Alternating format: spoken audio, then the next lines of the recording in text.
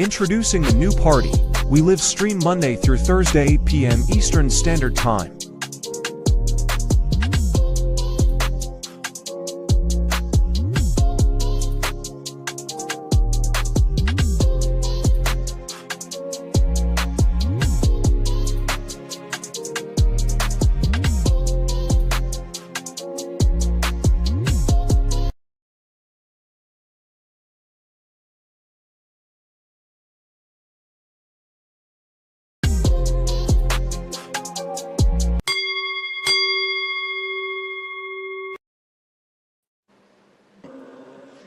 Civili inermi sono oggetto di bombardamenti e spari, e questo è avvenuto persino all'interno del complesso parrocchiale della Santa Famiglia, dove non ci sono terroristi, ma famiglie, bambini, persone malate con disabilità, suore.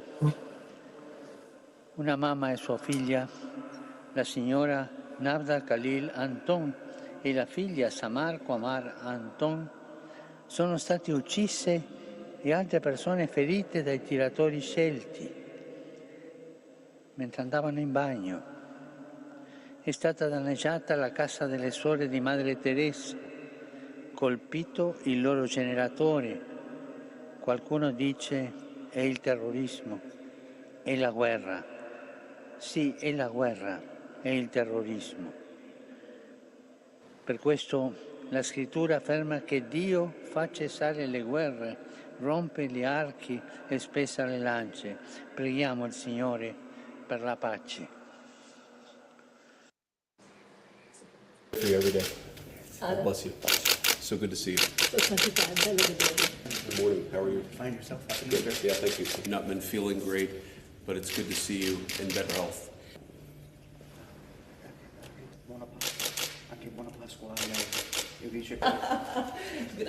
Grazie Santo Padre. Thank you. These are for your children. Okay, thank you.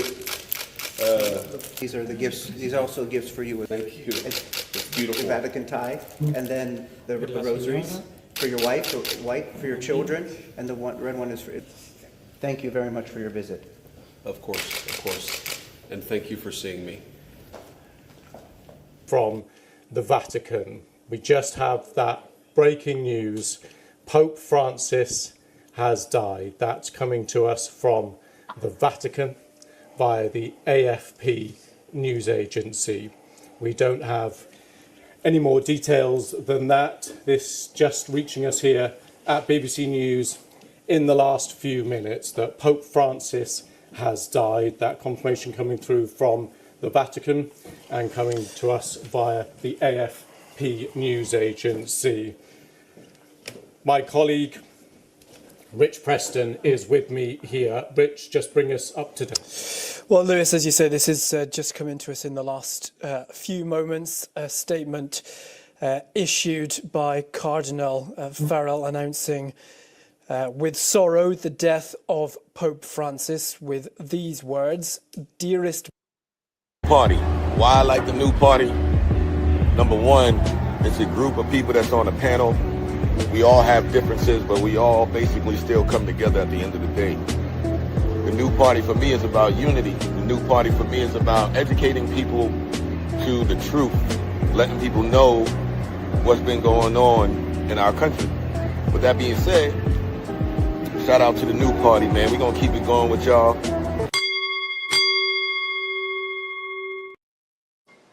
Welcome to the new party. I'm Nora Christine. I'm Gray Mars. I'm Enzo. I'm Skeptic. I'm Mia. And we have some special guests tonight. Kamal is back. Shouts out to Kamal, aka the Shadow Band Man Johnson, live from California. Thank you so much for coming back. Our favorite FBA. And we also have James. James, let everybody know where they can find you and about your platform. Thank you so very much for having me. My name is James Fauntleroy. I'm also part of Revolutionary Blackout Network. So you can find me on my channel at JBFont on YouTube as well as on Rumble. And then you can also find me on Revolutionary Blackout Network. You can find them on YouTube as well, and at Rev Black Network on Twitter. And at the end, we'll have you give your handles again for everyone to follow, because we definitely think you should go follow him. I know you guys do like a lot of like left-leaning content, correct? Yes, that's right.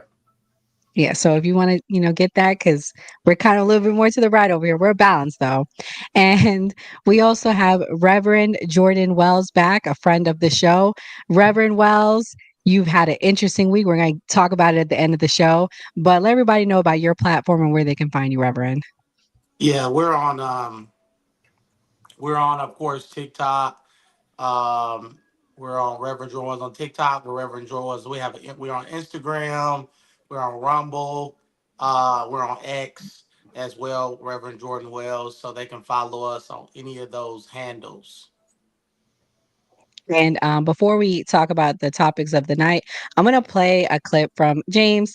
James lives here in Central Florida, and this clip went viral talking about, I guess, a Klan rally down in Altamont. You all know I am in Orlando, Florida.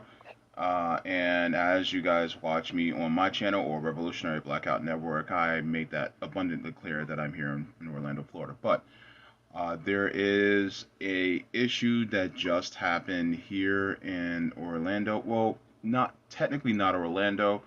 It was more of Altamont Springs, which is a little bit further north in Orange County, right above the city of Orlando, where some neo-Nazis actually came in expressing and marching. And here, just Jews will not replace us! Jews will not replace us! Jews will not replace us! Jews will not replace us! Don't fork fishing! There he is, the fat boy!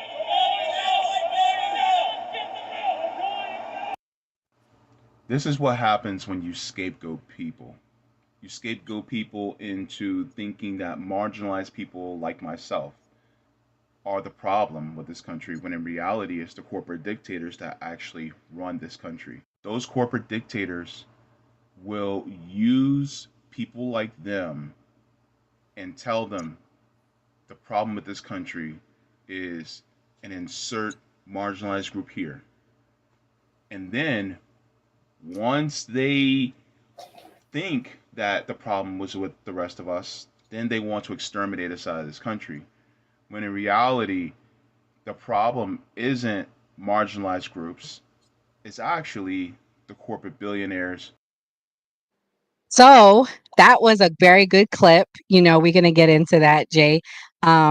James, thank you so much for coming tonight. I'm looking forward to the conversation we're going to have. But I played that clip because the Pope was a Pope of the people from what I've saw, and he was trying to unite the people from a lot of the messages he said. And he really focused on marginalized people and ending racism and discrimination of all kinds. So now the Pope is gone. He was the first Pope of the Americas, as you guys may or may not know. And so what is going to be the future of the Catholic Church and the papacy, right? Gray, I think you're pretty close to being a Catholic. So tell me your thoughts and what was the reaction from all the Catholics because I know you attend Catholic Church regularly. On Easter, he basically just said that the Pope said to have gratitude. Really, nothing really happened at that point. People are just waiting to see who's going to be the next Pope. Okay. Enzo, I know you said I think you grew up with some Catholic church going. What's your thoughts? Any reactions from anyone you know personally that's devastated by this news? I mean, it's a tough thing all around. I mean, it's the Pope at the end of the day. It's a religious leader, so I mean, it's sad all around. I mean, I was talking to my mom about it, and she was like, "It's always sad when a Pope dies at the end of the day, and now we just have to sit back and wait and figure out who's going to be next." Like, I don't really look at the Pope as a political leader, like of the people and everything like that. I specifically look at it just a religious leader for all at the end of the day, instead of breaking down to politics. Well, he was pretty for the first time I I've heard a know. pope talk about strong positions. Yeah. So, James, for somebody on the left, what was your position on the pope? Did you like him? Did you think he was great for the future of the world and America in particular? As far as his messaging was a very pro-human message. I never really gave much regards to popes in the past. But for the messages that he was espousing, especially in regards to marginalized people, as well as talking about our systems, our economic systems that tend to force people into marginalization, it really jived with me. And the only thing I would say is I wish I had saw more investigation and more clarity into the past wrongs of the Catholic Church by him. But outside of that, to be honest with you, he was speaking to a lot of the ills that people around the world have been dealing with. He was also very vocal, especially about the genocide that's going on in Gaza Mhm. as we speak. Yeah. And so that was something that it was brave of him because he could have stayed silent, but he decided to speak on it. And I think recently somebody actually made a animation of him as an angel in heaven and little children angels welcoming him. And somebody asks, they say, "Well, who are those little children?" And he said, "Those are the children of Gaza." And Mm. so just goes to show how he is more highly regarded than any other pope I ever seen. And so a lot of people have resonated with Pope Francis. And so yeah, he had a very uniting message as far as a pope go. Reverend, I'm gonna go to you next as the man of God on the line. What do you think of the future of the Catholic Church? Do you think we're going to have a more conservative pope, or you think they're going to stay on the track of having someone? I hate to use the word liberal, but he was pretty, accepting to all. Um, well, I like to go against the grain, so I hope they go more conservative. I didn't personally care for Pope Francis. Um, to his a lot of his positions on things that I was very passionate about. I think he was kind of I'm not gonna say too political, but I mean a lot of the Catholics that I know didn't care. That were more on the conservative end didn't care for him very much. He got into a lot of confrontations with big Catholic bishops. He Hmm. he had to remove a few of them because they openly challenged him, especially during the election. And so yeah, I mean, I definitely mourn for him. I don't like to see anybody die, and I think he did some good things. But as far as I'm conservative, so some of his messaging on certain issues just rubbed me the wrong way, and I think especially even on some of his messages on immigration. He attacked the Trump administration on some of those things. I'm very pro immigration, very pro borders, and so that really rubbed me the wrong way. And just those things, But I definitely believe, that he is definitely opened the Catholic Church up and expanded its message. But was it for the good or was it for the bad? So we want Mm. everybody to come in, but we don't want to change the doctrine of the church. So in order to Hmm. do that, and I think he did change a lot of the doctrine of the church from what it historically has been. So yeah, Right. that's my take on that. Depart from me, you worker of iniquity. You think you heard that? Yeah. I'm joking. That's what they claim that he heard. I don't know what he heard. And everyone's saying that he went to hell. You guys are disgusting. I'm sorry. I'm gonna say it because you're not God. You're not Jesus. You don't make that final decision. But I've been hearing a lot of disgusting things online. Mia, what's your thoughts? Is there anything that resonated with you that he personally said?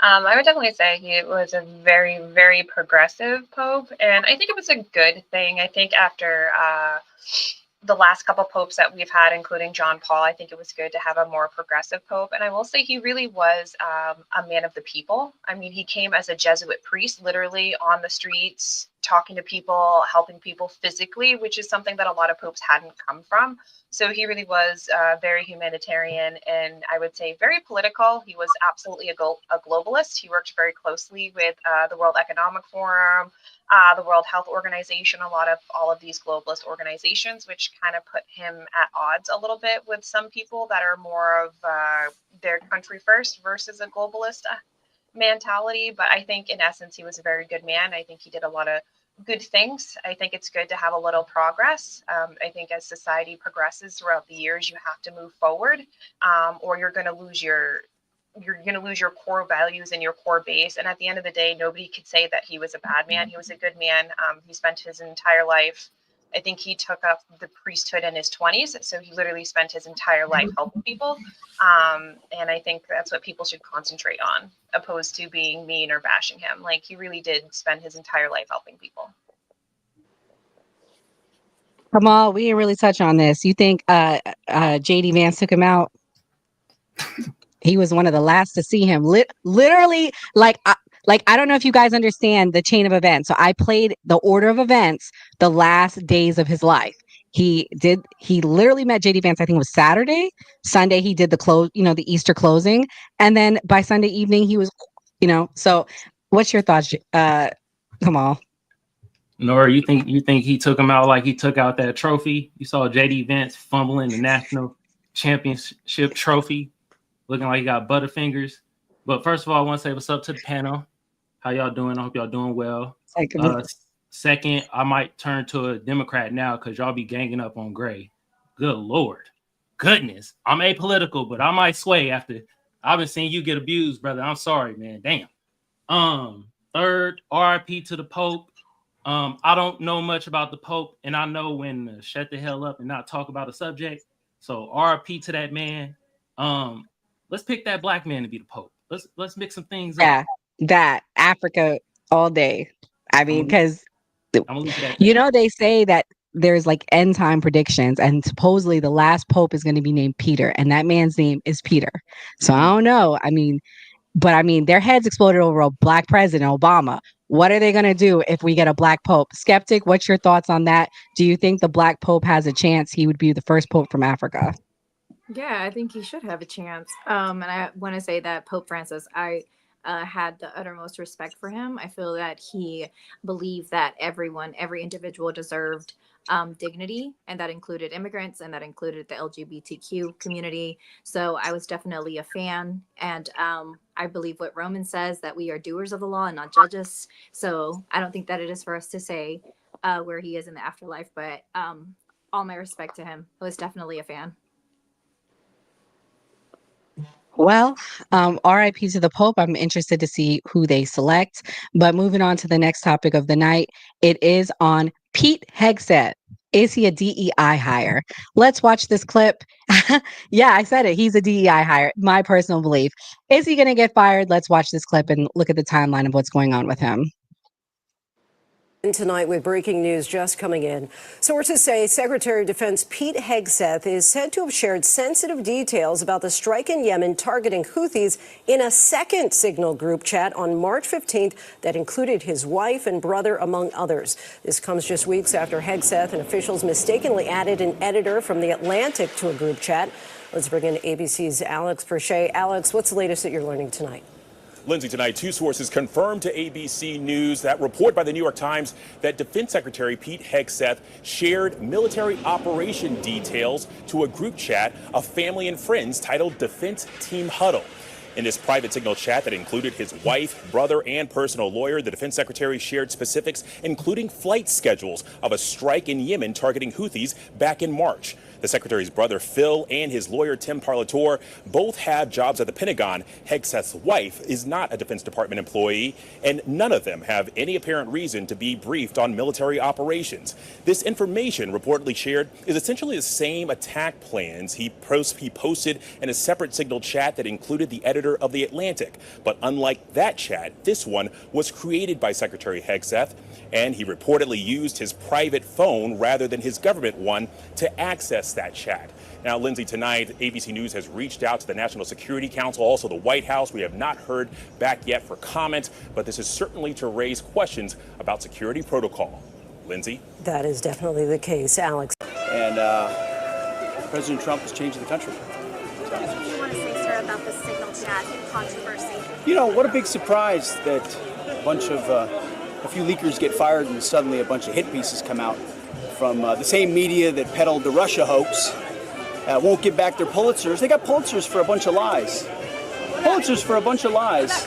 And on hoaxes, time and time and time again.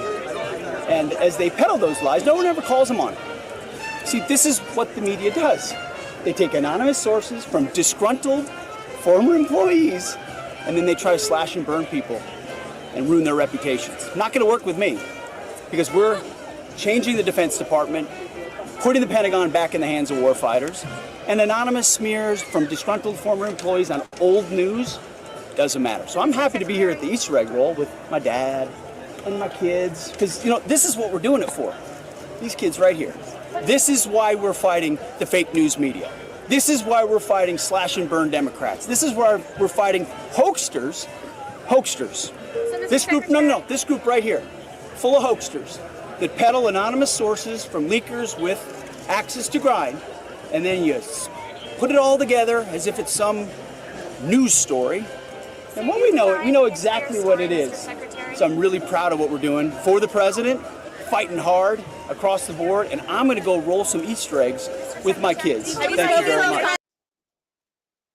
So I'm going to tell y'all why I call him the DEI hire. He is the drunken enabler of Israel. Allegedly, what I'm hearing is that all the people that got fired out were opposed to them bombing Iran. They're going to bomb Iran, from what I'm hearing. So what side is he on? Because I'm hearing he's pro-bombing Iran, anti-bombing Iran. Is this a coincidence? Is this all connected? I don't know. Gray, I'll let you go first since we beat up on you usually.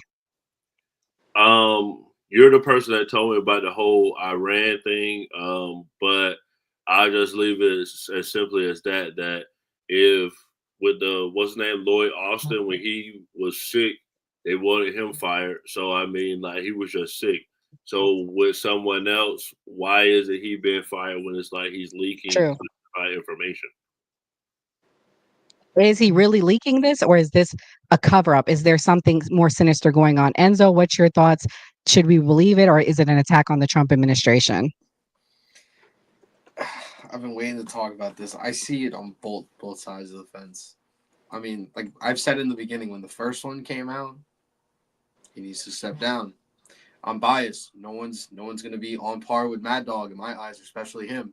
But then again, this supposedly happened on the 15th. It's now the 22nd of April. Why are we now hearing about it?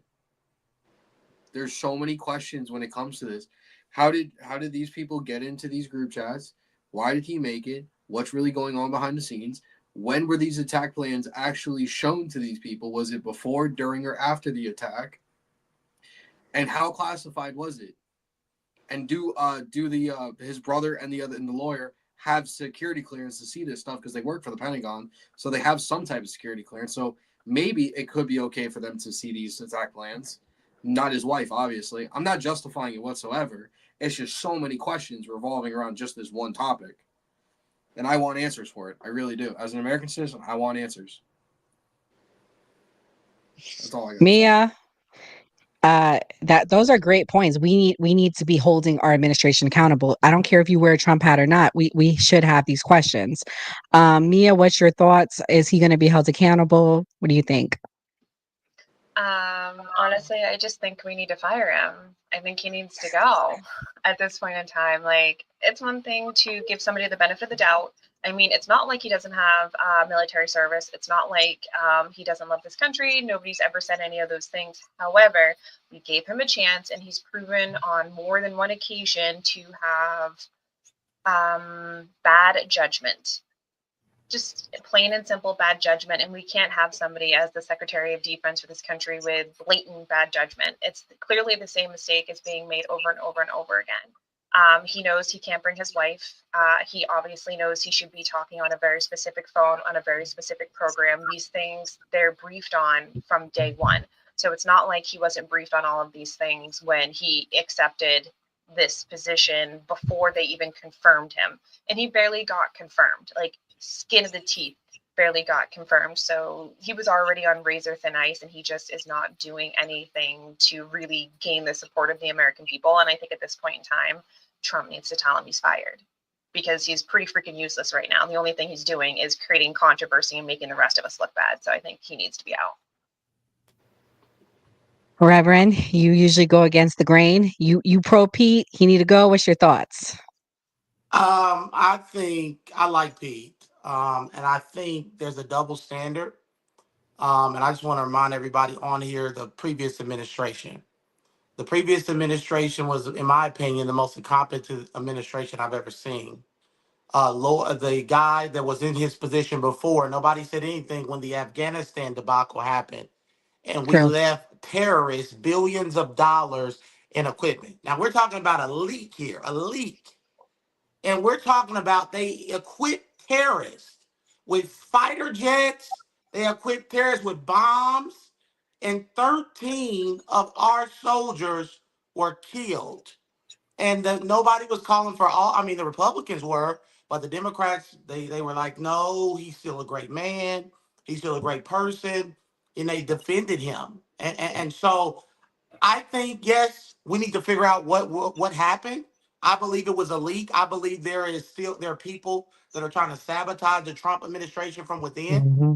And I believe that up and down. I believe that from the Pentagon to DHS to, I believe there are still apples in there that are a part of the resistance that want to see this administration fail.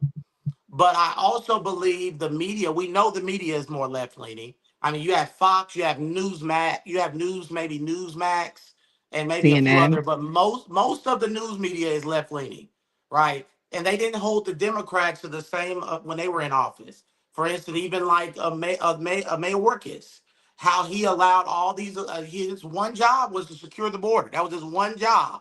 And we literally have 20 million illegal immigrants in our country, 15 to 20 million. And so he should have lost his job. If people getting kicked out of their job for not doing their job, well, let's talk. Well, he needs to go. Austin needed to go for the debacle, and then Biden needed to go because Biden left. He was a part of it. So I just think the double standard. I don't listen to it much because until the media begins to cover the Trump administration like they did the Biden administration, I don't want to hear it. And I would tell Oof. CNN the same thing. Until you cover Joe Biden and his administration, everything was good coverage with Biden. You know, he was Mm-hmm. he was eating ice cream. It was like, what flavor is your ice cream? You know, that's all they had to say about Biden. Biden could do no wrong. Biden and Kamala, greatest administration in the world. But Trump sneezes wrong. He sneezes. He blows his nose wrong. A tissue falls on the ground. And Biden's tripping up the stairs. He's going up. He got that cartoons of him falling down the stairs. He's perfect condition. He's the most well competent president ever. And then he's at he's at the debate, can barely get out words. And they're saying he's great. Can you see that great speech? So the long story to say, I'm done, y'all. But long story to say, until there is equal coverage, until there are equal outrage when Democrats are in power, you can dismiss me with all the hypocrisy because that's what it is. It's hypocrisy and it's hypocrisy. Oh man, we got the left is left except for Kamal. Whew, skeptic. How you follow up with that? What's your thoughts? I'm sure you got lots to say, girl. He's completely incompetent. When I'm talking about Pete Hegseth, he said this the first time that it happened. He said that this was all a ruse and that it wasn't true. And now he's saying the same thing again. So I wouldn't pass it being true. The first time they said that there were not any actual, what did they call it? Classified information. And then when the text actually came out, whenever they had a hearing, they were like, okay, well, if there was no classified information, then share the text. And Tulsi Gabbard wouldn't even admit that she was the one that was on the Signal chat. So this administration has shown that they are incompetent. I wouldn't put it past him that he did it again with his wife, his brother, and his lawyer. And the fact that he's putting our veterans that are out there putting their life at risk and acting like this is nothing is actually really sad. I have family that are on the lines that have been deployed to different countries, and I respect our veterans. I think that we should give them better treatment when it comes to defending our country, and this is unacceptable. He should definitely step down. This is completely unacceptable. Kamal, I never know what you're gonna say. What's your thoughts? I mean, first of all, my thoughts is I don't know what's worse, Pete's text getting leaked or Shannon Sharp's. God damn. Like everybody text getting leaked. Ain't that something? And bro out here, I don't know what's worse. Him or some of these rappers out here that be showing their advance money out here. Can't nobody keep a secret. Why is he texting these things? They don't make no sense. He can't keep nothing to himself. I know it's his wife, but damn, don't y'all talk over dinner or something? Why is he texting? I don't understand. Like, I mean, first of all, I don't trust nobody that got the same Gavin Newsom conch. You know, he got that hairstyle, that conch style. I don't trust nobody that got that conch type of hairstyle. Second, I mean, this pure stupidity. I'm sorry. You texting government secrets over the phone. Bro, I don't know. I'm at a loss for words. That's all I got. Mm-hmm. Now you brought up some good points. There was a lot of secrets being exposed this week. Well, this month, I should say. James, what's your thoughts? Should he be given another chance or should he go? My thoughts are going to be a little bit more different than everybody else's. When it comes to somebody like Pete Hegseth, that was one of the most bumbling, idiotic moves that he could make. And in that same vein, to also to mirror what the Reverend said, as far as the media, they gave a lot of cover for Lloyd Austin, even though Lloyd Austin was also on the board of Raytheon before becoming Secretary of Defense. And so I'm of the opinion that both parties, both Democrat and Republican parties, are really complicit in a lot of the bumbling. Is it really bumbling or is it intentional? I don't know, but in really putting us all at risk. Because ultimately it's about, are the oligarchs happy? Are the billionaires happy? Well, then there's no harm, no foul. But the thing is, like, when it comes to anything that puts us at risk, the regular people, the regular people, yeah, it doesn't matter. And so, of course, you know, Pete Hegseth is an out-and-out Zionist. And so even if you were to replace Pete Hegseth with somebody else, Trump's just going to pick somebody who, you know, prays at the altar of, you know, Netanyahu. So, I mean, really, is it going to be anything different? Somebody like a Donald Trump is just an orange Joe Biden. And so when it comes to how they behave, and like all presidents say, well, the buck stops with me. And if Pete Hegseth is leaking or he's giving government secrets over his phone, over a non-government issued phone, over a non-secured server, and has a member of the media in the list, as well as his brother and his wife, that means that that man is compromised. From a national security standpoint, you cannot have Pete Hegseth as Secretary of Defense anymore, because therefore that means he is subject to being influenced by any adversarial government that wants to get to him. And so he is showing cracks in the hull, so to speak, of the American empire. And so if somebody like Pete Hegseth wants to continue down this road and then just blame the liberal media, all right, fine. But at the same time, you know, you still did it. you still made the bumbling mistake, And so honestly, from a procedural standpoint, Pete Hegseth would need to go. But even still, I mean, I really have no faith in either party. So somebody like Pete Hegseth, you're gonna get another one. And if he may not be bumbling on this, but he may be bumbling on something else, or maybe intentionally harmful in some other area. For sure. Nora? Right now, we're going to switch gears. This was a great discussion. We're going to go into the next to last topic of the night regarding the future of the Democrat Party. Right now, whether you guys want to agree or not, the Democrats have a record low approval rating. Okay. What is the future? Is AOC the future? And if AOC is the future, are we going in the direction of a democratic socialism, as they like to say? And is it in line with communism? Because if you're in line with socialism, I'm sorry, but you're in line with communism. Let's watch this clip and let's hear what AOC had to say about democratic socialism and them describing it. In a communist country. While a number of countries have described themselves as communist, for example, China and North Korea, by definition, there has never been a true communist country. So, what exactly is communism and how does it relate to socialism? Well, it may be easier to explain what the two have in common. Both ideologies originate from a desire to limit worker exploitation and lower or eliminate the influence of economic classes in society. There are dozens of variations on both communism and socialism based on the different ways these ideologies are implemented in different countries.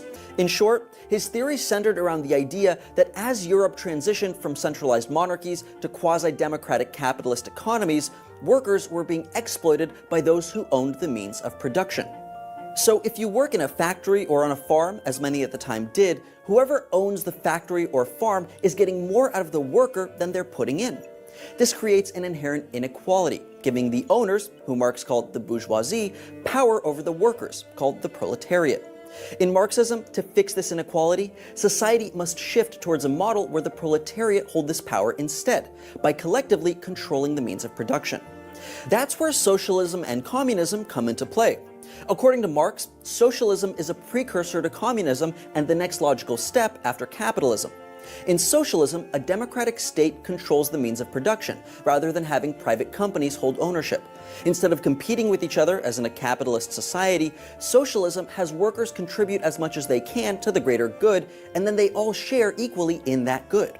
You have said you are a democratic socialist. Can you be a democratic socialist and a capitalist? Well, I think it depends on your interpretation. So there are some democratic socialists that would say absolutely not. There are other people that are democratic socialists that would say, I think it's possible. What are you? I think it's possible. There is a human right. Colleges and universities should be tuition free. We have got to make sure that every woman in this country can control her own body. But they got the money, we got the people. But we're not going to win a game on defense alone. We know that, right? We need a strong offense. And our offense is an ambitious vision for the future of America. It's Medicare for all is our offense. A living wage is our offense. Tuition-free public colleges and universities are our offense.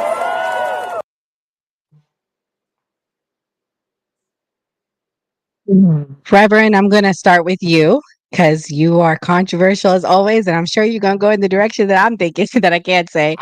What is your thought? If they, all the Republican, look, I ran for a few offices. I ran for Congress. I'm very good at no politics. If the Republicans want to win, just keep pushing AOC. Just let the Republicans push her. I tell any of my Republican friends that's on my platform, y'all just let AOC do all the work. Because you have to remember, Kamala Harris lost because she was too progressive. That was the issue. That was the issue where regardless, it wasn't a color thing. It wasn't a race thing. I know people on the left, they don't want to accept reality. But the polls show, when they poll people, Trump won on borders. He won on the economy, and he won on another of other issues that were not as important as those two issues. Kamala tried to go. She had been labeled in the Senate the most liberal senator. They said she was at one time the most liberal senator. So remember when her campaign came out, they tried to cover all that up. They tried to, because I am realist. America is not left or right. America is centered. They're most of the country is independent.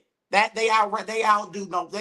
That's where most of the country. They're not over. We are the political people on this live. Most people are not very political. And I know when I would go out there knocking doors, most average American don't know what's going on, right? They're focusing on their families, right? So what AOC is as far left as there is in the Democratic Party. Remember, she was a part of the squad. You know, the squad was like that part of the Democratic Party that they were scared of. If the Democrats were smart, they would push the governor from Kentucky. They would push Ben Shapiro.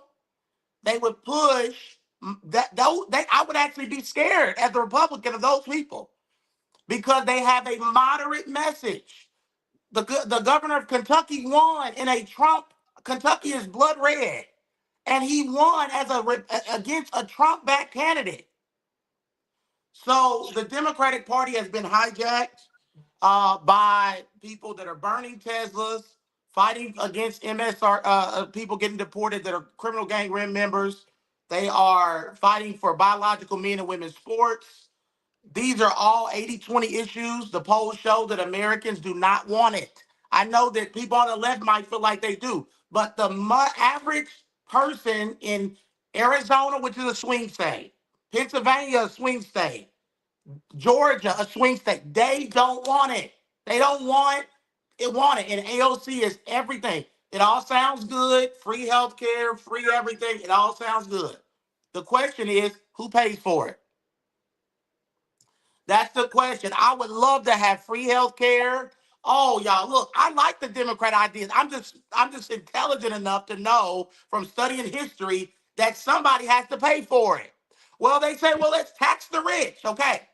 Well, let's see what happens when you tax the rich. They tried that in California, right? And they're fleeing California right now because they took minimum wage up to $15 an hour, $20 an hour, something crazy thing they did. So what happens? All the fast food jobs started shutting down. They shut down and moved to Texas, where there's low taxes. So the billionaires are going to take all their jobs and they're going to go overseas. They're going to take them over there where they can get cheap labor, $2 an hour. Somebody will work for it over in Mexico or China. Somebody will work for $5 an hour, right? So they'll just take all their jobs over there. It does not work. History has shown us that democratic socialism is socialism. It leads to communism. It doesn't work. I don't care what you try to spin it. I don't care if you try to put a bow on it. You try to repackage it. They tried to do it throughout history. Exactly. It does not work. And if people can argue That's what with happened in history, Venezuela, Rev. That's what yes, Kamala wanted to put in place. She wanted to do those price caps. Venezuela did it. That's why they literally, a dentist makes $100 a day, y'all. A dentist here makes 6 figures. I mean, I can tell you from personal experience from friends. So, but Trump's administration, I must go to you now, skeptic, just announced something that I think is going to hurt him. And we can talk about it. I want to hear your response. He just said, I'm going to make y'all pay these student loans back. And Biden, I truly believe, won because of the student loans. Skeptic, what's your thoughts? I'll let you also respond to Reverend Wells. Do you think the future of the Democrats will lean into this and say, we're going to give free college, we're going to raise these student loans more than he did? So I just want to say that I am a big fan of AOC, and she is a very educated woman. She has a double major from the Boston University in economics and also an international I want to say policy or something like that. But I think there's a misconception in the ideologies of communism and socialism. I think a lot of people have a hard time understanding economics. I talk about this all the time. When we talk about capitalism, we don't have a full capitalistic economy here in the US, because what we are currently doing with tariffs goes against capitalism. Capitalism is a profit motivated economy.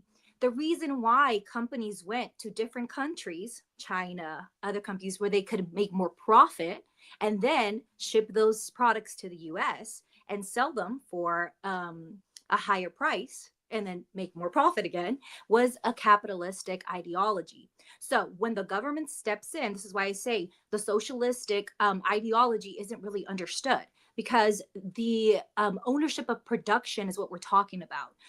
The moment that the government steps in and places a tax, aka a tariff, on a product, it is no longer a free market. So we have now came in and have maneuvered the free trade that we had, which would have been capitalistic. So we don't actually have a fully capitalistic economy. We actually have a mixture of some socialist ideologies when it comes to social programs and government subsidies. And we have combined these two. The things that we are unhappy with are those that are fully free trade and go after the capitalist ideology. So I think that it's more complex than just simplifying it down to say, if you're a socialist, you're a communist. That isn't necessarily true. That's why there's a difference between socialism and communism, because we actually have a mixture of socialistic like programs in our government as of today. So I think that there are some things that we need to tweak. I don't think that we should go to that way or this way. When you listen to economists, we have always listened to socialist economists. We have always listened to both, and we've come to the middle on this. We have to find the common ground when it comes to this, because if not, what they're currently doing with the tariffs is going to backfire. What they're currently doing when it comes to U.S. Treasury bonds that other countries were buying, and therefore we're keeping the U.S. dollar as the world currency. If that falls through, plus we ask the feds to lower interest rates, you don't understand the economic disaster that's going to cause for us. And I just think like we are trotting a fine line of like something worse than a recession. Fair enough. Fair enough. But we keep talking about these tariffs. The tariffs are being used as a leverage for us to be putting America first, right? Mia, I think the ladies on the new party are so intelligent. Skeptic, I think you're one of the smartest people. And Mia, you are too. I'm going to let you go next. What's your thoughts? Honestly, I am so tired of hearing about the tariffs this, the tariffs that, the tariffs this, the tariffs that. Like, it kind of is what it is. Like, everybody does tariffs. Tariffs have been around since the dawn of time. It is such a played out political topic to keep hammering about tariffs like this is something new and exciting. Bro, we've done tariffs for hundreds of years. And when we were over in England, we were still doing tariffs then. We were in Rome, we were still doing tariffs then. Cleopatra had tariffs back in the Egyptian times. Like, tariffs are so played out, and people keep acting like it's like some new thing. We honestly need to move on from the tariffs. It's like, you know, if you want to hang out with a big dog, you got to pay a little fee. It is what it is. When we want to see somebody professional talk, we pay a little fee to hear them talk. You want to do business with us, you got to pay a little fee. It's a little entrance fee, if you will. It is what it is. I don't get why people are so upset. The tariffs are not on retail prices. They are on the price at cost. So a tariff, if it costs $10, Nike, let's say it costs Nike $10 to make a shoe, and they have a 25% tariff on that, it's only an extra $2.50. I mean, come on, dude. It's not that big of a deal. If you're already spending $100 on shoes, you can absolutely afford an extra $2.50. And if you can't afford an extra $2.50, maybe you shouldn't be buying $100 shoes. Maybe we're too materialistic. Maybe we need to slow our roll and stop being so materialistic in this country and start maybe getting a little bit more godly and making our own shit here. If you don't want to pay a tariff, just buy American made. It's not that difficult. Go to the Amish and get your furniture. It's not that difficult. Don't buy that IKEA crap. It's literally so easy. Why people play this topic out so much is like ridiculous to me. And I'm just going to land my plane. I'm so tired of hearing about tariffs. Buy American made if you don't want to pay it. Like, get the fuck over it. I mean, when you're buying those Chinese products, you're supporting communism. Like, you're supporting China. So, Kamal, what's your thoughts here? What's the future of the Democrats? Do you think democratic socialism is the future? Do you like it? What are your thoughts? Well, first of all, I felt kind of heartbroken because you said that if you buy from China, you're supporting communism. I done bought some things in the 90s from China, made in China, you know. Second, I don't think the Democrats are a socialist party. I agree with Skepta says. It's like we have kind of like a combination. And let's be real, like they trying to bring over the immigrants and use them as cheap labor or send the jobs out there like Bill Clinton did in '94. Like that's the thing. That's why I don't think they're a socialist. They're part of the capitalistic system too. They just have a different way of doing things. That's just how I see it. I'm just surprised during that speech they didn't say immigrant not one time. That was flawless. I didn't hear not one immigrant. I sure AOC was about to say, and we about to help the immigrants too. I'm like, God damn, here we go again. You feel me? But that's just how I feel about it. You know what I mean? People in the chat, y'all funny right now. Jimmy, I got something to say. I don't be understanding people from other countries come and wag the finger at us about our politics. What is that about? I don't understand that. Bro, Jimmy, thank you for watching this stuff, but sometimes you gotta learn to just shut up and just watch. I'm sorry. You said you in France. You're in France and you talk about America got propaganda, blah, blah, blah. Man, it's propaganda everywhere. I bet you if I ask ChatGPT or Perplexity about the French government and what's going on over there, I could find some bullshit too. I'm tired of that. Comments is wild. God damn. But shout out to Jimmy though. Keep watching. And I guess he don't like the Rev. He keeps saying you saying BS. I'm just sitting here like, that's facts, bro. You just stay in France, bro. Damn. I don't understand that shit, man. Good Lord. Jesus Christ, man. I'm sorry. It's okay. Come on. I told you could be yourself. James, I'm going to need you to get in here. Okay. I think so. James, I know you're left. Do you consider yourself a socialist? I'm a communist. You're you are a communist. Okay. Yes. So I'm gonna give you the floor, and we're respectful here. I'm gonna give you the floor. I'm gonna give you 2 whole minutes. Tell me why I'm a child of immigrants. My family fled Jamaica to avoid communism because they were talking about linking up with Cuba. I don't know if you know about that history. We'll talk about it another time. But tell me why my family shouldn't have fled and came here, left their hardware business, left everything to come here, start from the ground. Nothing. Served in the United States military because we love this country. Tell me why we shouldn't have fled and stayed in Jamaica. I want to hear it. Go ahead. The floor is yours. So I don't know exactly your entire family history. To answer the question of basically with the video title, are Democrats turning into communists? No, they're not. If anybody thinks that Bernie Sanders and AOC are anything close to actual socialists and communists, I got a diamond encrusted bridge to sell you over an active volcano. They are playing the field, so to speak. They're center left at best when it comes to their politics. Now, people talk about democratic socialism. They focus on the socialism part, but really they're focused on the, socially democratic policies, right? That are really more populist policies among people, and they try to go according to the Scandinavian model, things like that. But when you look at the models that they are trying to go with, they still want capitalism. They just want capitalism with guardrails, right? The problem is that capitalism relies on exploitation of a people.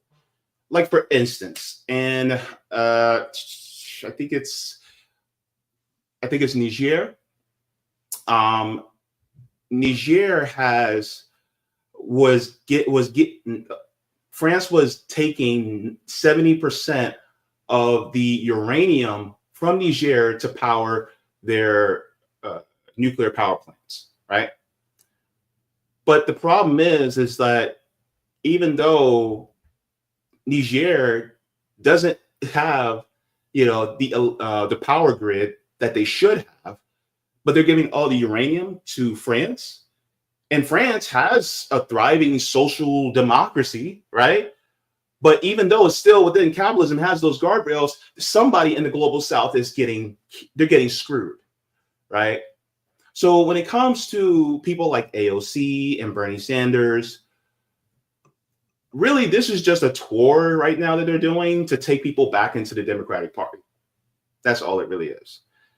As far as the discussion regarding the saying that we have a mix of capitalism and socialism, socialism is really the workers owning the means of production and distribution.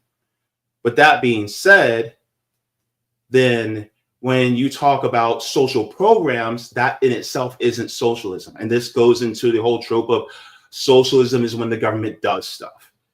No, it's not that. It's when workers have the power, or what we call the dictatorship of the proletariat, the dictatorship of the people. So people say, well, it's a dictatorship. We live in a dictatorship right now. The only difference is we have a dictatorship of corporate power. Now, I don't know about you, but my hope is actually in the people and having more autonomy and freedom. My hope and my goal is to make sure that we expand democracy into the workplace, because you spend a huge chunk of your life at work, and yet you don't get a democratic say on how the workplace operates. You don't get a democratic say on how these things are produced, or safety measures and things like that within your own neighborhood. And so when it comes to communism, and there's no actual communist states. Communism is a goal to reach towards, and socialism is the vehicle. So is the Democratic Party turning socialist? No, they wouldn't dare. In fact, when people call somebody like Kamala Harris, a socialist, I laugh. That is the most hilarious thing. She is far from that.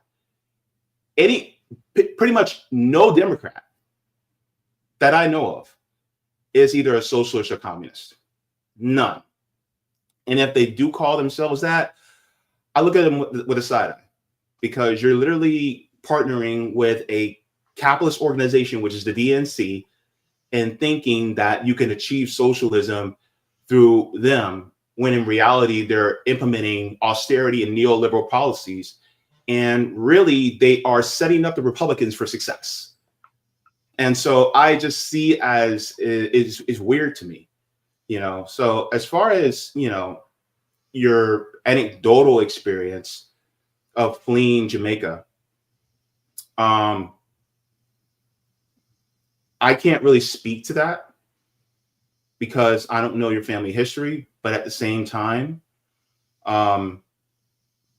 there's a lot of people who are afraid of what they think is a failure. And the question is, the failure is, what do you think is actual success? Are we going to talk about, the life expectancy? Are we going to talk about the literacy rates, healthcare outcomes, things like that? Or are we going to talk about GDP, which is really mostly measuring, the pockets of rich people? Because if we measure the pockets of rich people, then yeah, of course our GDP is going to be high. But I mean, the United States is basically a mansion where you have just a couple people living in the upper floors and everybody else is stuck in the basement. And so is that really living a life of luxury, right? It's not. And people constantly go, well, you live in America, so you guys must have it good. It's like, ain't wrong. It's about who has the most of the power and wielding that power. And the thing is, it should be flipped. It should be the majority of people actually have power.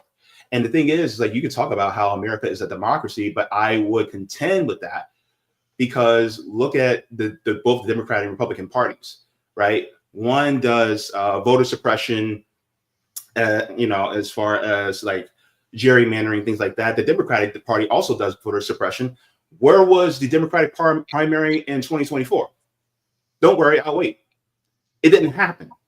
So the problem is that ultimately, when it comes to the state, there's a lot of suppression. I can continue to go further, but the thing is, like, if the Democrats were turning communist, they wouldn't be voting to take the Green Party off the ballot in state after state after state. because they'd be welcoming that challenge. Well, I mean, they're a bunch of cheaters. You know, the reality is we should have more than two parties, James, and I agree with you on that. I I support agree the with. Green Party. I'm pro Green Party because I don't think two is enough, and I'm with you guys on that. Enzo, you put the hat on. Let everybody know about the hat. What's it mean? What's your thoughts on communism? Because I know you're a lover of history. Tell everybody the antithesis of why we should not support communism. So this is a joke on my live because everybody loves to come in there and say because I'm a Trump supporter, I'm a Russian bot. So I literally went out and bought this Russian hat with the fucking Russian hammer and sickle just as a joke to troll people. But I mean, we can look at communism and socialism and everything like that and look at every single country that has had socialism. I mean, look at the Soviet Union. Look what happened to them because of socialism. Absolutely collapsed, absolutely fell and formed into the Russian Federation today. So, I mean, yeah, no, I can see the Democratic Party absolutely going like that. The number one thing is they want equality for workers. They want the workers to have the means of the production and have equal shares. So, and if you want to talk about an oligarchy and everything like that within America and saying that the 1% holds the wealth, let's look at communism and socialism. It's either you're rich or you're poor. There's no in between. There's no middle class. There's nothing like that. I'm all for free market capitalism, exactly how it's going. That's absolutely how the United States needs to stay, because it shows that the top 1% are doing the work of the 99% of the people, because they want to get out of the 99%. They want to make something of themselves. So whenever I hear the wealth disparity, that it needs to be equal, that we need equal living wages, minimum wage needs to raise. I agree with raising minimum wage from $7.25 to like $12 for people that are just starting out, 100%. But a livable wage is ridiculous in my eyes, because that just incentivizes people to stay at the bottom and say, oh, well, I can live off this. I don't need to go anywhere else. No, you should want to progress. You should want to make more money. You should want to work harder to make more money. So I deal with this on a daily basis on my lives, and I think that the arguments are just completely stupid and irrelevant, and it's just from people who just want to make excuses and have the Democrat Party just give them handouts at the end of the day. Say, oh, here's your welfare check, here's your EBT, here's this, here's that. Don't worry about anything. You don't got to work hard. That's exactly how I look at it. Instead of doing that, get off your ass, work hard, and make something of yourselves in America. It's the land of the free and the land of opportunity for a reason. Let's keep it that way. Unless you talk about Israel. What about Israel? I don't agree with what's going on with Israel. So everybody. I'll talk against Israel. I don't agree with what's going on with what Israel's doing. Okay. Yeah. I agree with You what know, Israel is we doing. ain't gonna really talk on that tonight, because we have a documentary coming out, The Truth About Palestine. So everybody watching, coming out May 15th, we are going to get into the history of Palestine, because believe it or not, the left and the right agree on a lot of things. Okay, I'm going to let you know that from now, James. We probably agree what's going on in Gaza is disgusting. We all, for the most part, a lot of people agree with it, believe it or not. But Gray, to stick on topic here, what is your thoughts? Tell me why the Democrats are not going towards the direction of socialism, communism. I know you are a Democrat for life, blue no matter who. I feel like everybody said what needs to be said, but I will drop a fun fact that I don't know that nobody's brought up, is that Trump himself is trying to make a new tax bracket to tax the ultra wealthy. So I guess if Trump's a communist too, because supposedly that's what he's trying to do. I don't know if you guys knew that. No, that was a nice fact. Thank you. Yes, thank you for supporting Trump even more. Thank you for saying why 2026 is going to be a red wave again. Thank you. So, 2028. Thank you. So the last topic of the night, guys, regarding this issue, the other issue that the Democrats lost, the reason why, is due to their stances on, the transgender LGBTQ stuff, and we're gonna end that as our final issue of the night regarding it. Let's watch this clip. Are fed lies that their country is and has always been a racist country and deserves to be dismantled. Joining me right now is 1776 Action Senior Fellow and survivor of Mao's Revolution, Xi Van Fleet. Xi, thanks very much for being here. It takes courage to write what you did and certainly talk about it. You grew up in Mao's China. Tell me more about Mao's China. Many people believe that Xi Jinping models himself after Mao Zedong. Absolutely. He is really launching the Cultural Revolution 2.0. But I grew up in Mao's China, and I am one of those students, millions of them, that being indoctrinated in the government school. And I see the same thing happening here, that the left is indoctrinate our kids and weaponize them as their property, just like what Mao did to us. When I grew up, we were taught that we were not really the children of our parents. We belonged to the party and we belonged to Chairman Mao. And during the Cultural Revolution, many children turned against their parents, reporting their parents for incorrect remarks, and some ended in jail, some even being executed. And seeing here in America is heartbreaking. Children have been taught the woke ideology. Many children now question their parents' value and their parents' basically point of view, and call them racist and bigots. And this is the same thing. Why they are doing this? Because those who own the children own the future.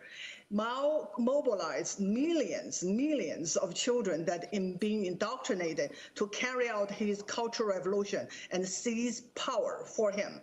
And the left is doing the same thing. They're not interested in training the children. So the reason why I play that clip is that was somebody that lived under communist regime. She said that they went after the children. They control the children. They control religion. Reverend Wells, I want you to speak to why should we want to be communist or not want to be communist? I mean, my two biggest reason is the religious aspect and the children. The fact that they control your children when they go to school, school and they literally learn to praise the leaders, the supreme leader. So that's the stuff that we're not talking about here. What's your thoughts?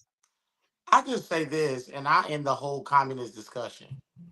If you think communism is so good, I want you to sell everything you have in America, and I want you to move to one of the countries that calls itself communist.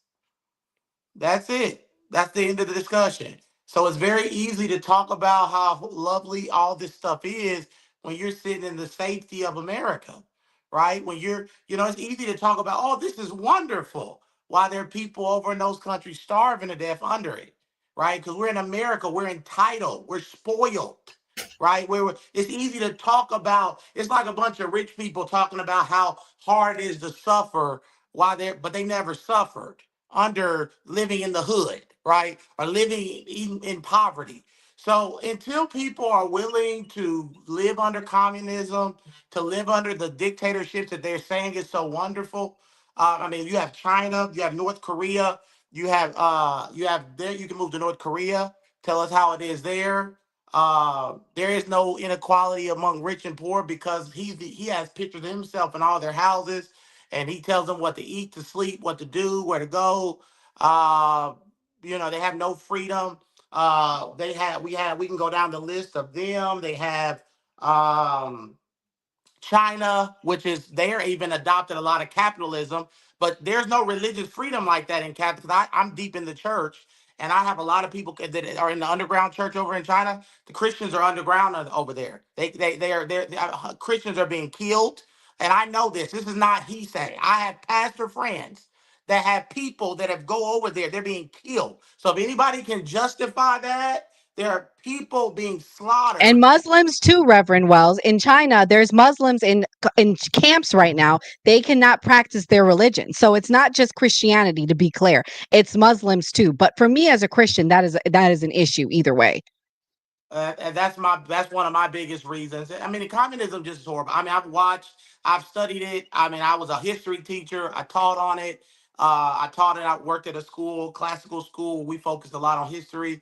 I taught the subject. I taught on Kamal. I know a lot about it. I know all the arguments. I know all the crazy stuff people say about it. Not to disrespect anybody, but until people are willing to go over there and live under it, it just goes in one ear and out the other.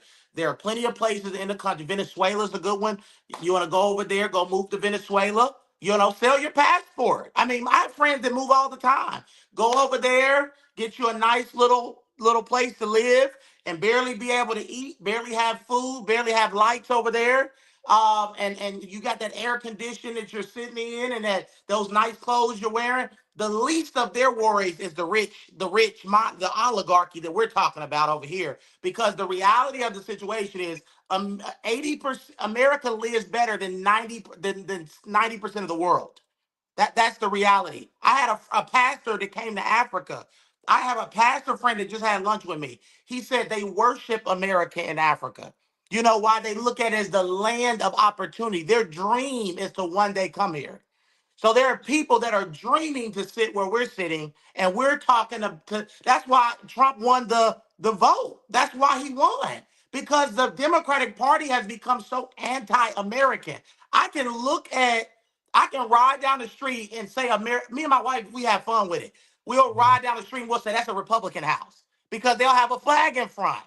The Republican Party has become the American patriotic party. The Democratic Party, they pretty much hate their country. That's why you see them, but people protest and they don't care. These people are burning flags, burning the American flag and all this crazy stuff. And then you wonder why Trump won Reverend 60, Wells. 70% of the Hispanic vote. The people that they say he's kicking out, they actually voted Trump in. The Hispanics are the reason that Trump won the presidency. Correct. Why? Because they came from countries where that stuff was happening. And they say, y'all might talk about them borders, but we don't want Cuba. We don't want Venezuela. We're going to vote for the guy that's not saying the same stuff they were saying. So until you're willing anybody is willing to be quiet and go live under it, you can keep that to yourself. Can I James, respond? I'm gonna let you. Yeah, I'm gonna let you go next. Okay. Let me ask you this: as far as the poverty that happens in these countries, are you aware of the sanctions that the United States constantly has them under? Like, for instance, the Cuba embargo that's been happening for over 60 years, and so then they can't upwardly mobile and trade with other partners around the world in order to be able to bring themselves up. So the thing is, I'm not saying that America, I'm not interrupting you, but I'm not saying America is perfect. I believe America has its issues. I believe America could improve. But what I do hate is that people make it like this is the worst country. But this country has lifted more people out of poverty than any country. You have people like Tyler Perry, and I can name on that were homeless. They were homeless, sleeping in their cars. And they are now Black billionaires. People like him, Oprah Winfrey. I can just name on and on who you can make billions of dollars in this country dribbling a basketball, right? Like, so this country has given people a life that they could never dream of in other countries. So I have a heart. Yes, America's not perfect, but no country's perfect. No country's perfect. well, speaking as a Black American, looking at somebody like Tyler Perry, Oprah Winfrey, number one, they are the exception, not the rule. Number one. Number two, in order to be able to amass that much wealth, you have to exploit some people to get there. Yeah. Right. This includes people like Rihanna, Jay-Z, Byron Allen, what have you. And so therefore, it should be really, I judge a nation by how it treats its most marginalized people.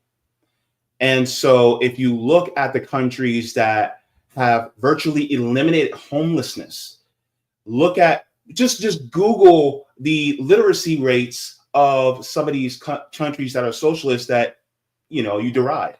And the thing is, like, the literacy rates are higher than that of even here in the United States. So, I mean, yeah, no country is perfect. No country is going to be a utopia. But at least we're trying to get to where everyone has the basic necessities met first. And then if somebody works really hard, they can actually achieve something. You really think that somebody like a Peter Thiel or Elon Musk actually work just as hard as somebody who may work at a Chick-fil-A or Yeah. Starbucks? Yeah. You think they work that much harder?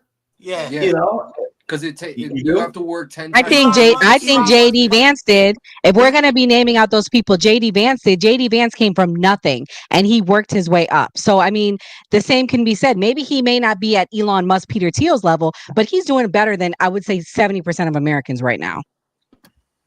I mean, just look at look at Obama. I mean, we can go Obama. We can talk about Obama. We can talk about the fact, and that's why the racial thing kills me when African Americans they focus so much on race and victim mentality. And I talk a lot about that on my platform. And I'm getting hate while I'm talking to y'all. I'm literally thing is going off. Black people who are hating me because I speak so about our community. And it's not because I don't like black people. I love my people. But sometimes we have been trapped into a victim mentality. And it's been fed to us. And I had to break that mentality that we're so oppressed and we're so marginalized. But this country gave a black man that was nobody thought he was going to win. Nobody even thought he was on the radar. He took the Democratic Party by storm. He became the first black president. And yes, this country was in a bad place and it did some horrible things. But this nation redeemed itself in 2008 when it elected nobody. Our grandparents couldn't have imagined a day that they would see a black man sit in the Oval Office. And then they had the nerve to put a halfway dark-skinned woman as vice president. So as bad as this country, people say it is, a lot of people on the left can't celebrate its progress, right? They can't celebrate the fact that there are good things in this country and that there are people that are beating down the door to get here. And I would ask him a question. Those countries that have those literacy rates and all that you're talking about, why are those same people beating down the door to come here? Why are they literally getting separated from their children? There are Hispanics that are literally losing their children in the sex trade because they were so desperate to come to America that they got disconnected from their own children. Like 300,000 children were missing. Let's give everybody a chance. Kamal, since you say you for black people, what you think about what Reverend Jordan Wells said is, did America do their just due once Obama was elected? Was everything a clean slate at that point? Well, I got a couple of things to say. First of all, I'm not for black people. I'm for black Americans and black people on code. There's some black people out there that ain't on code, and I ain't for their ass. All right. Second of all, Reverend, man, I thought we was gonna get to the whole show without you saying we're victims. You feel me? We victim blaming. Damn, Reverend, I thought we was gonna get to the whole show, man. Damn. Anyway, You was liking me, huh? Oh man, I still like you playing, man. I know that a clip. little bit, huh? Hey man, nah, I appreciate you, bro. Even though that clip that you got on there, I'm kind of, but you know, my thing is this though. Capitalism, communism, socialism, all that shit is riddled with white supremacy. All right. And that's our main factor that we need to fight. Because we can have a communist country, a capitalist country, a socialist country, but that ain't gonna mean shit if throughout those systems, it's intertwined with white supremacy and racism. So that's just how I look at it with things and stuff like that. Like, yeah, it's bad in capitalism, some good in capitalism, good in communism, good in bad in communism, socialism, all that. Yeah. But us as black Americans and black people, we're gonna have to deal with the same ugly ass beast of white supremacy, no matter what system we in. Just to respond to that, as also a fellow Black American, got fifth great grandfather born in the 1700s. As far as racism and things like that, I think that it is imperative that we continue to fight that fight, because but I don't want that fight to be made harder by us being exploited, right? I'll get you. But at the same time, of course, because we have a unique experience as Black Americans, also we also need special circumstances in order to be able to bring us equitably to even, right? So, like, for instance, reparations for American descendants of slaves, right? Freedmen. And so while, you know, James, hold on. I don't mean to interrupt you, but I was going to Skeptic. I was trying to give everybody a chance. Skeptic. So I know you're very passionate about the border. So, like, what do you think about when they're saying that people are beating down the door so because their countries are messed up? Like, Well, I think they're referring to Venezuela, and yeah, the U.S. dipped their toe in Venezuela, and we caused their government to be, to have issues, and so therefore that's why we were taking in Venezuelan refugees. When we talk about people beating down the door, I want to say that we're talking about the refugees. But just to add on to what James was saying, America, I'm a first generation American, and when I have been going down to educate myself when it comes to American history, America has had so much blatant racism and systemic racism. And then I host lives on TikTok, and I have white people come and tell me, look me in my face while I'm telling them facts when it comes to both political groups trying to win the white Southern vote and saying racist things in America, tell me that racism never existed in America. So I think it's such a we played a video where there was neo-Nazis waving a flag.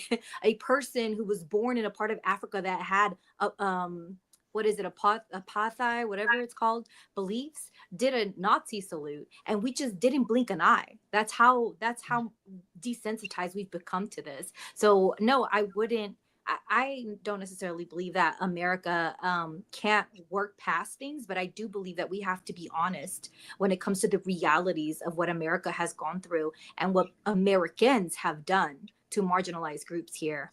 I mean, there have been experiments done on Puerto Rican women, Black women, Hispanic women. It's crazy. We have to acknowledge the history of America in order for us to progress and become better. It's not that we're victims and we're taking a victim mentality. It's the fact that if we do not know our own history, we are doomed to repeat it. And we have to know the history. We have to acknowledge it. We have to work forward. I don't have anything against anyone, right? Even if you are white, I'm Latina.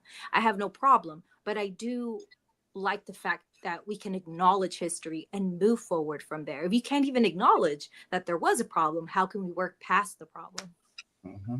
Enzo, This is the white supremacy though, and then I'm gonna let Enzo speak. Enzo was saying something. But this is the white supremacy. It's to divide us, to allow us to think that these are real actors. I think some of these people are paid, but I'll let Enzo go. I didn't say anything. Oh, okay. No. Yo, can I say something real quick? Yo, Keith, what's the true narrative then? Because you've been in the chat. It's a false narrative. Everything's a false narrative. What's the true narrative?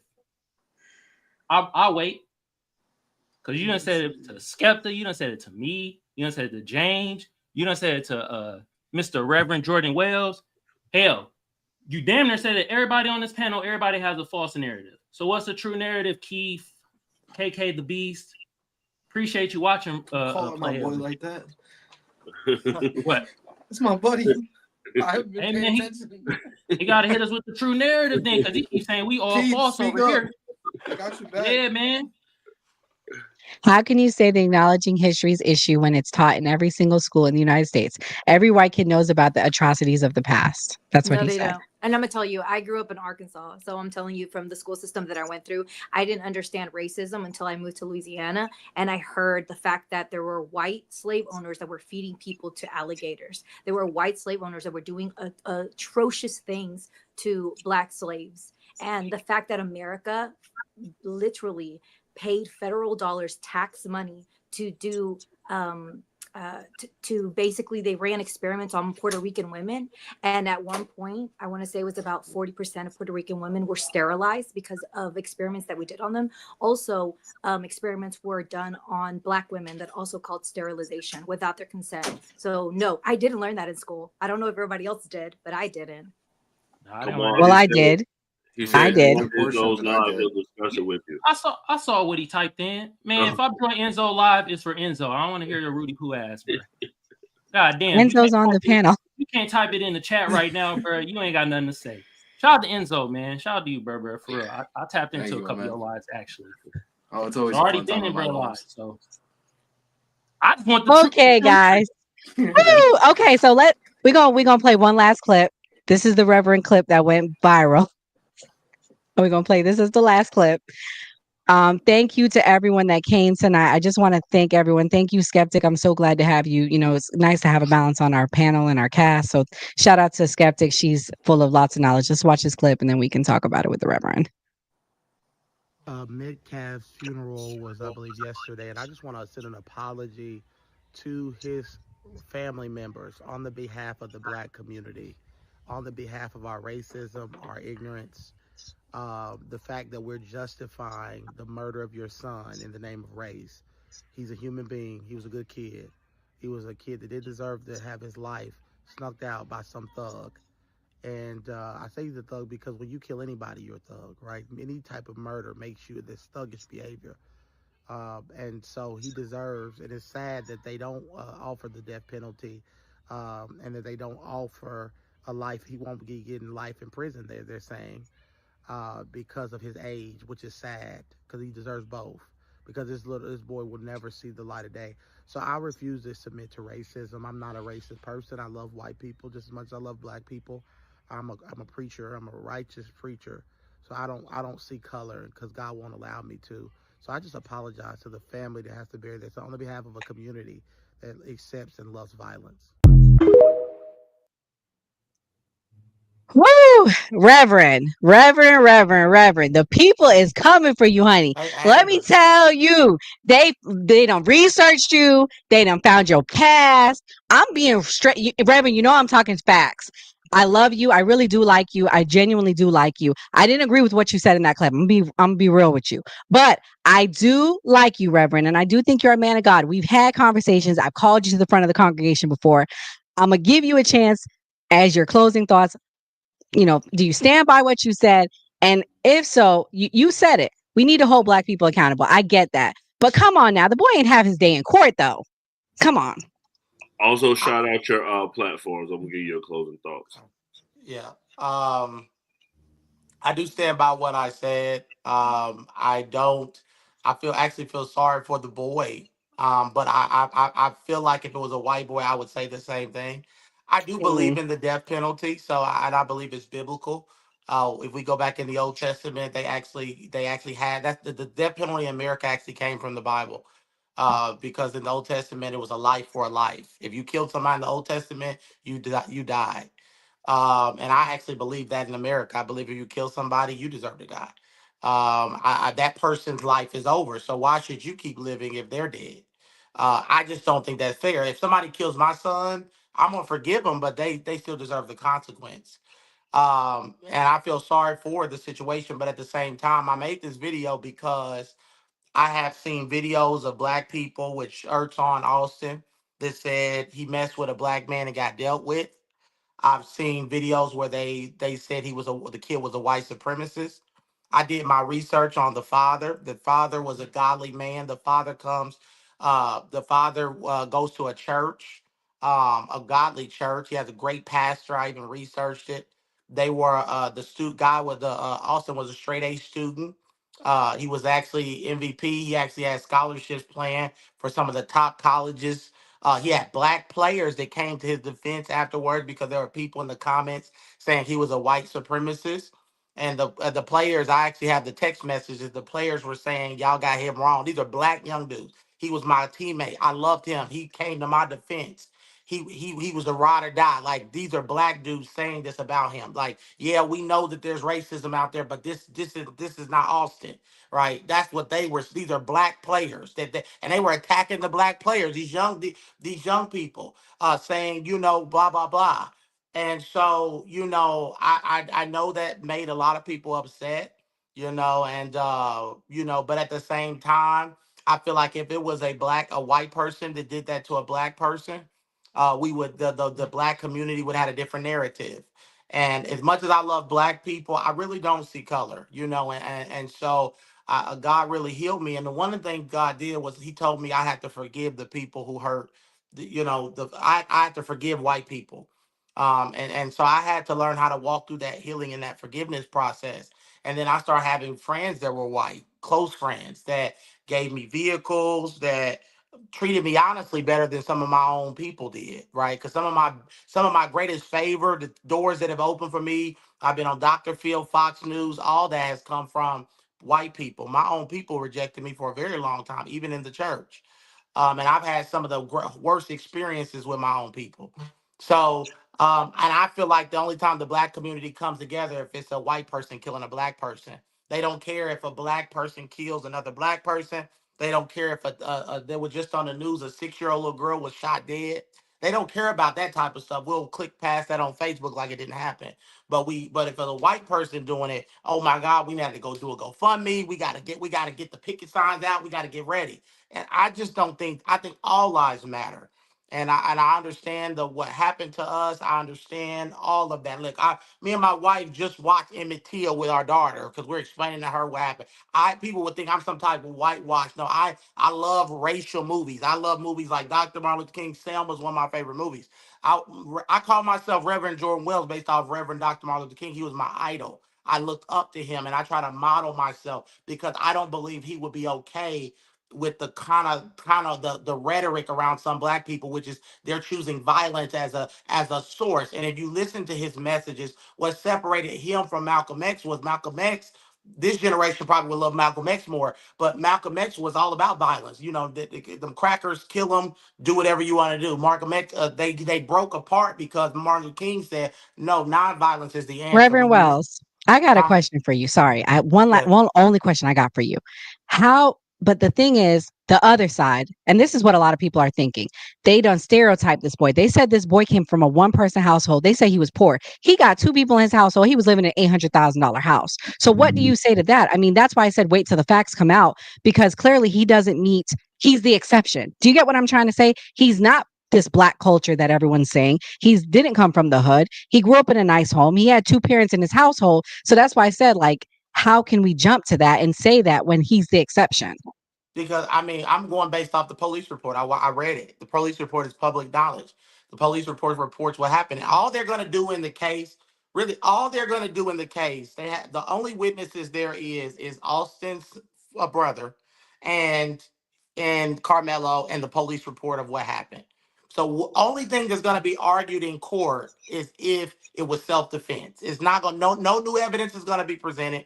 Only thing that's going to be presented there. This is a self defense case. Carmelo is saying, his attorney is saying that it was self-defense, and that's the reason he did what he did. So really, when they go to court, that's the only thing that's going to be argued before the jury. Did Carmelo have a right to stab Austin based off the police report that said he should have touched me, he should have put his hands on me? So based off what I read from the police report and as I watched all the videos, because I never get up and just start speaking stuff. I do my research, right? So as I did my research, read the full police report, and listened to the full transcript, I was able to come away with an opinion, which most people already have an opinion on this case, right? And my opinion is that, first of all, he shouldn't have had a knife. That's the first thing. Because I am a teacher, right? I can tell y'all I was a basketball coach. If I had any student that brought a knife to school, I don't care for any reason, they would have been expelled from the program. That's how it is in schools. In Florida, I don't know about wherever anybody else is from, but our governor here has very strict on law and order, right? So if you bring a knife to most of the schools I've been to, you're expelled from school because there's no reason ever a 17, 16, whatever has a knife. So that's the first issue right there. Regardless of if he has two parents or not, that's not what I'm thinking about. I don't, all the outside noise doesn't matter. I'm a facts person. Right is right. I'm like a black or white person. Right is right, wrong is wrong. I don't even see the color, right? If he was white, I would be saying the same thing, right? My problem is the way people responded to this case is what fired me up and got me speaking. Because you don't do that to a child. These are children, right? We're talking about here, right? You don't act like Austin's life don't matter because of racism. Austin had nothing to do with what happened 300 years ago. Austin had nothing to do with what happened 200 years ago. We don't know. His family might have been the ones fighting against the Confederacy because every white person did not fight for the Confederacy. That we wouldn't even be free as black people without white people. Because in the reality, there were white people that were dying fighting. Did you know that Abraham Lincoln was a white man who signed the Emancipation Proclamation? Half the country was split. Half the country was for racism, half of it wasn't for racism. There was the North was was abolitionists who believed that black people had the same rights as everybody else, and then the racist South. So all white people, that's why I'm against reparations. Because who do we know who's slaves, who's not slaves? There was a lot of white people that weren't for slavery. That's all I'm saying. So this hatred that the black community has is mismanaged. It's appearing in this case. It's ugly. It's nasty. We need to just look at this case. Take away Carmelo's skin color. Take away Austin's skin color. Make them both children. Don't look at color. And give that story. Somebody touching you does not give you the right to stab them. In that case, all my students deserve to be stabbed. Because I had a student in one of my classrooms while I was teaching get up and hit a boy in the jaw. In the classroom. If anything, that boy definitely deserved to be stole because Austin didn't even do that much. That boy hit him in the jaw, so he deserved to be stabbed. And we're teaching a generation now that if somebody messes with you, if they're white, somebody puts their hands on you, it's okay to take their life. And I believe unless somebody breaks in your home with a gun and they're trying to kill you, that's when you shoot. But violence is the last resort. That is not that we don't want to Yeah, normalize a society where murder and killing is okay. Y'all definitely. go I follow. hear you on that. But he was a child too. But I'm gonna allow Kamal to go next. Kamal, what's your closing thoughts? Thank you so much for coming. Let everybody know where they can find you at. Ooh. Oh, that was me. Hey, I appreciate y'all. I appreciate the chat. You feel me? From Jimmy Beans is in the chat, cracking me up right now. Keith, shout out to you too, bro. Even though we have some opposing viewpoints. Shout out to the panel. If y'all want to find me, y'all can find me at Kamal Johnson Network or type in the Shadow Band Man on YouTube, Twitch, or Twitter, whichever one y'all want to watch. Also, I got the link to the new party channel pinned to the chat in my chat. So my people on my end that's watching on Twitter and all that good jazz, y'all go follow them. All right.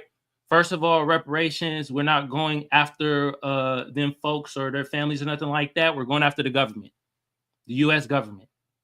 So all that, oh, we're going after white folks and blah, blah, blah, blah. No, we're going after the government. Okay. Second of all, the problem I had with the clip with the Reverend, you feel me? And I appreciate you, bro. Like, I ain't got no ill will towards you, bro. But the thing is, you talking for the whole black community. We must got different algorithms because what you saw is not what I saw. I didn't see none of that stuff that you was talking about. You know the main thing I was seeing? I was seeing that, what does the laws change if you're a black person defending yourself? Because last time I checked, there's somebody, which one of them murders? Was it George Zimmerman? No, wasn't. Was it Cal Rittenhouse? Nah, it wasn't Burt either. Who was? Daniel Penny. Remember that? Remember when Jordan Neely was just yelling on the train, being homeless? You feel me? And what happened? Jordan Neely came behind him, choked his ass out, killed him. And that was considered self-defense. The police report, it didn't say Austin Metcalf and RP to birth, you know what I mean? Like, but it didn't say he touched Carmelo Anthony once. He touched him twice. Twice. You know what else I be hearing? They're like, well, why is he under the tent? Damn, he should have not been under the tent. Well, let me tell you something. It was raining out there. It was in what Frisco, Texas. Wasn't there a storm out there in Texas, especially around the Houston area too? The storm gonna hit all of Texas, right? So he went under there to get away from the rain, get under, take cover. And I heard there was other kids from other schools under that tent. Another thing I've been seeing, they talking about, well, at the track meet, why is he under their tent at the track meet? Oh, the Carmelo Anthony was on the track team. The twins wasn't. Another thing, it's starting to come out that Carmelo Anthony probably didn't have a knife. he had a thing to clean his cleats with. Also, a lot of things coming out there, you feel me? And the Reverend, I don't know how you mixed in us getting reparations with this case, and we up in here, and we victimization, and we doing this and that. No, bro, no, it's none of that. If the law's gonna apply to Daniel Penny, it better apply the same way to Carmelo Anthony. Why can't we defend ourselves? Why is it a problem? I think that's the main issue. But I'm gonna rest my case. I'm gonna let some other people speak. You feel me? Appreciate y'all. No, thank you, Kamal. Everybody follow Kamal. I pinned it in the chat. James, JB Fonts, thank you for coming. It was really, really awesome having you. My favorite new communist. I really love that you came. Let us know your closing thoughts. It's all love here. Yeah, of course. I want to basically, my colleague, my comrade, Sabby Sabs, and I actually did a dive on this. We actually went through the police report as well as some alleged eyewitness testimony about what happened. And it was Austin and Hunter Metcalf that both accosted, Carmelo Anthony under the tent. And yes, it was raining. Yes, he was sitting by himself, minding his business, and they approached him. And so as they approached him, he was touched twice. And the first time he got touched, he said, "See what happens if you touch me again." So he gave them a warning. One of my questions is, there's a huge problem with bullying here in the United States. Why would someone who's 5'8" and 130 pounds, why would they feel the need to, if there was a knife, then why would they feel the need to put a knife in their bag? Now, I do say, I agree, he should have never brought a knife to the track meet, right? He should have been taught to squabble up, right? He should have been taught, he should have been taught to scrap. But what would drive a 17-year-old to do that? I'm not necessarily excusing the actions, but you got to remember, from a scientific standpoint, the prefrontal cortex is not fully developed until the age of 25. So you have 3 people that are in a situation where they are not using complete judgment like we do as adults. And so even though what he did was wrong, it's still considered self-defense. Now, the question also is, can you carry while in school? Some schools have a policy where you can't. Apparently, if the blade is under, I think, 5.5 inches, then it's legal. And if it's over 5.5 inches, it's illegal. So with that being said, a lot of the backlash from the Black community is the Black community is tired. We are tired of the double standards that constantly happen in this nation. Whenever we have to justify our existence day in and day out, especially Black women, we have to justify our existence. And so Black people got to a point where it's basically the O.J. Simpson case all over again. And Black people are just like, all right, well, you know what? Even though he did what he did, he warned them. They accosted him. They approached him. And so therefore, he felt the need to protect himself. I don't agree that that we should have one person represent and say, I apologize on behalf of Black people, because Black people are not a monolith, as you can see. And so therefore, for us to say, well, that was cold-blooded murder. Number one, we should let the trial bear out. Let the facts bear out. And also, another point that was made was he did come from a 2-parent household. And in Frisco, Texas, the population of white people is about 52%. The second largest population in Frisco, Texas is Asian with over 25%. It is an affluent area. So therefore, to live there, you have to have some money. So it's not, so the narrative also coming that came from a broken home. There's also the narrative that people are pushing, is saying that he had that they took the gifts and go money in order to buy a new car, a new house, all these other things. They're lying on them, basically trying to say he was living in poverty or something like that. That is just narrative that's being pushed, right? And ultimately, I think he made a mistake. This is why he reacted the way he did. He wanted to know if Austin was going to be okay.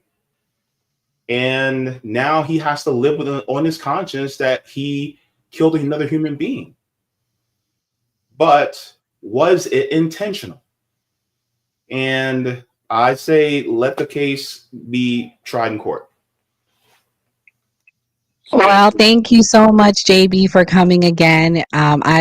I got to go on Savvy's show. I was so honored. It was like one of my bucket list things, and I had such a good time. So thank you for being a good sport here. Skeptic, let us know your closing thoughts, girlfriend, and let us know what you think. Oh, Thank you.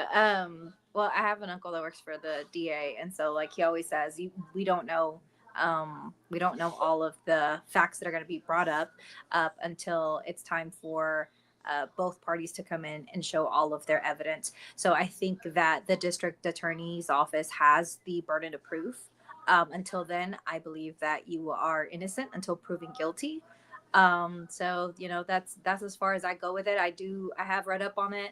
I know there was some background story, but I choose to believe that he's innocent until proven guilty. And then whatever comes out during the case, then when they go to trial, then I'm going to be reading up on it and keeping up with it.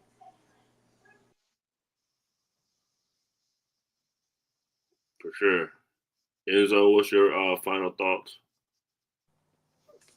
I mean, when it comes to the whole Carmelo Anthony situation, I think it's like I've said multiple times, I think it's a very unfortunate situation, but it doesn't give justification to one, have a knife on school grounds. No school in the United States will allow you to have a weapon of any size on school property at all. That's a no.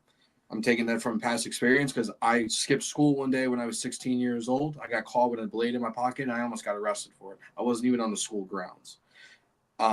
They had to bring me there, but like I said, it doesn't give justification from everything that I'm seeing that's coming out about Carmelo Anthony. One, he was allegedly found with a knife on school property before and got suspended for it. And two, he wasn't even supposed to be at that track meet. He skipped school to be there, so he's not even supposed to be there in the first place. I'm just looking at the straight up facts at the end of the day, and like I keep saying, I don't see it as at first I saw it as a case of self-defense gone wrong, and now I'm just realistically looking at it in a situation that should have never happened. I don't agree with it whatsoever. I don't think there was any justification to stab him straight in the heart at the end of the day. I think but then again, until we see further evidence, what I'm saying is just alleged. This is what I've heard so far and what I've read. So until it's proven, it's just allegations. Yes. Are you about to go live? Yeah. Talk about your topic. So the topic I always do is I voted for Trump. Why didn't you? And when I do that specific topic is because I want to speak to people on the left. I really want to hear the reasons why people prefer to vote for Kamala Harris or whoever else they voted for. And the crazy thing is, I've never really gotten any logical answers from anybody why they would prefer to vote Trump or Kamala over Trump. The only thing I get is a felon, which they know no evidence about the case. The SA case, which they know no evidence about the case. He's mean. He's racist. He's this, that he's that he hurt their feelings, that he killed their dog. Literally the stupidest things imaginable. So it's a fun time in my life. there's a lot of crash outs because people don't like facts at the end of the day. And I will bring up every single source for any topic anybody brings me up. And yeah, it gets fun when I dog walk people and they literally just crash out and do the liberal crying and sound like zombies from Call of Duty. Yeah. All right. My final thoughts are Man Cave on Monday, Wednesday at 8 p.m. Eastern. New Party Tuesday, Thursday, 8 p.m. Eastern. On Thursday, we'll be interviewing Bernard Taylor. He's running for Congress in South Florida. So we'll be doing that. My final thoughts is just let the case play out. Who knows what'll happen in court? And if it's a jury, all you got to do is convince one person. Democrats aren't communists. And I don't even remember the other stuff we talked about. So, yeah. Oh, sorry. Ooh, okay. I'm gonna make it fast. I know y'all tired. I want to start by thanking everyone for watching in the chat. Thank you so much, guys. Thank you so much on X. If you're on X and you're watching, please follow us on YouTube at The New Party. If you're on YouTube and you're watching us, go follow us on X, New Party 2025. Thank you so much to the New Party team. Thank you, Enzo. Thank you, Mia. Thank you, Skeptic. And hopefully Kamal will be joining us because I really like Kamal here. He's so fun. I like having an apolitical person. He's my favorite FBA, even though we're going to have a debate about the whole FBA tether thing. But anyways, I love his energy. Thank you so much to JB Font. Please, if you're not following him, go check it out. Stop being in an echo chamber, y'all. We cannot live in an echo chamber. I'm giving him a follow. I like having a balance.